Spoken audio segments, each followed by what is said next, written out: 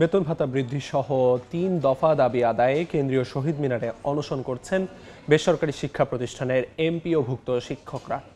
এই মুহূর্তে সেখানে আছেন রিপোর্টার সামদানি প্রত্যয়। সরাসরি যাচ্ছি তার কাছে। বেতন ভাতা বৃদ্ধি সহ ৩ দফা দাবিতে শিক্ষকদের যে অবস্থান, সে অবস্থান আজ সপ্তম দিনে গড়িয়েছে। আজ শিক্ষকরা ১২টার সময় কালো পতাকা মিছিল করবেন, এমনটাই আমরা তাদের সঙ্গে কথা বলে জানতে পেরেছি। এর আগে এমপিওভুক্ত জাতীয়করণ প্রত্যাশী জোট অর্থাৎ শিক্ষকদের যে সংগঠনটি আন্দোলনটি করছে, অবস্থান কর্মসূচি চালিয়ে যাচ্ছে, সেই সংগঠনের পক্ষ থেকে জানানো হয়েছে যে আজ ১২টার সময় তারা একটি কালো পতাকা মিছিল করবেন।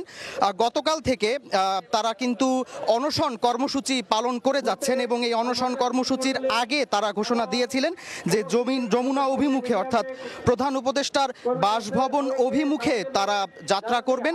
তবে সেই কর্মসূচিটি তারা স্থগিত করেছেন। স্থগিত করে সেই কর্মসূচির জায়গায় তারা অনশন যে কর্মসূচি, সেই কর্মসূচি গ্রহণ করেছেন।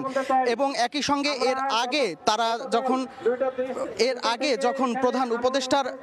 আগে যখন তারা শিক্ষা উপদেষ্টার সঙ্গে বৈঠক করেছিলেন, সে শিক্ষা উপদেষ্টার সঙ্গে বৈঠকের পর তারা সেই বৈঠকে সন্তুষ্ট হতে পারেননি। এজন্য কিন্তু তাদের যে এই অবস্থান, সেই অবস্থান আজ সপ্তম দিনে গড়িয়েছে। তাদের দাবিগুলোর মধ্যে দাবি হচ্ছে তারা যে এমপিওভুক্ত শিক্ষক কর্মচারী যারা রয়েছেন তাদের বাড়ি ভাড়া ২০% দিতে হবে এবং চিকিৎসা ভাতা ১৫০০ টাকা দিতে হবে এবং কর্মচারীদের যে উৎসব ভাতা সেটি ৭৫% করে প্রজ্ঞাপন জারি করতে হবে।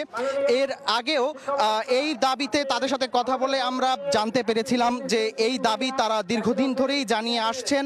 তবে তাদের এই দাবিটি না মানার কারণে তারা এখানে রাজপথে অবস্থান করছেন। এর আগে